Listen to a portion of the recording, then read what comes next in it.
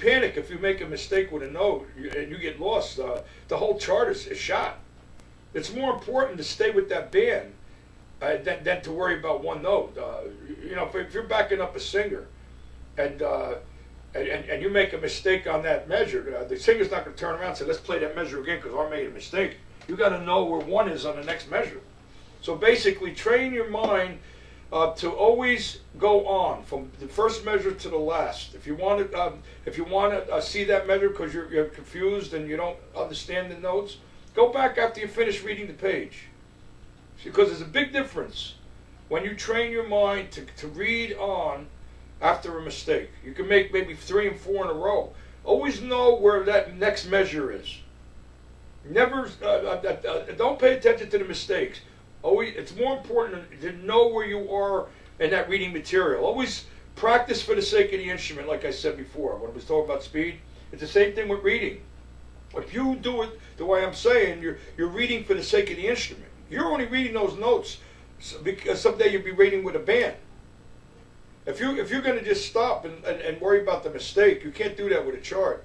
You could check. You could always check out the mistake later. Never stop and go over and play the measure again. It's very important to always know where you are. And the reading material, like with syncopation or whatever, it's a good way to do it. The other a good way to be a good sight reader is, you know, if they count off an up tempo, and you can't read the notes that fast, that's just too bad. I know drummers that still know where they are in the band, and half the notes they can't make, but at least they know when the band's going to stop, if there's a break or a fill or something. But a good idea is, which I always found to be helpful, is use a metronome sometimes and put it on different tempos. And even if nobody's going to shoot you if you miss half the page. Try to read, like get a syncopation page that you're not really familiar with, or any kind of a similar page. Put the metronome on very fast and see how many notes you can catch by the time you finish. See if you could stay within the guideline of that material, even if no matter how many mistakes you make. See if you could finish that page exactly where you're supposed to. It's a good idea. Try extremely slow tempos and let that metronome push you to read faster than you ever did before. Because I'll tell you, you'll be thankful later on. If that leader, because if you don't know what tempo he's going to call, it might be a tune. He said, let me try this tune like way faster. That's too slow. And he might go, 1, 2, 1, 2, 3, 4. And you're saying, oh, I'm not used to reading this chart that fast. It's just tough bananas.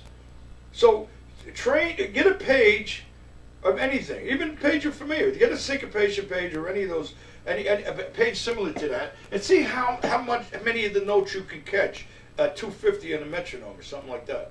You'll be thankful later because a lot of drummers, they're bop, bop, bop, bop, bop, bop, bop, bop, bop, bop, bop, bop, bop, bop, bop, and that's about they're always reading at the same tempo all the time, and then you go to read a chart and you're not used to those notes are flying by, and if you're not used to reading those notes at those tempos, you know, you're not going to get the job, let's face it.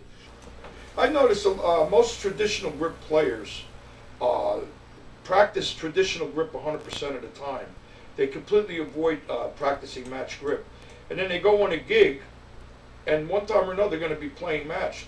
And I've noticed a lot of them hinder their creative ability because they're so used to playing traditional that when they try to do something in a match grip way, they're limited much more than playing traditional.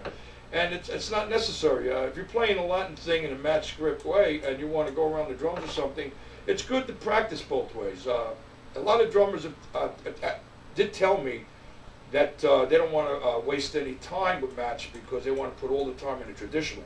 But they fail to realize that if you're practicing this way, whether it be wrist or fingers, you're using the same muscles.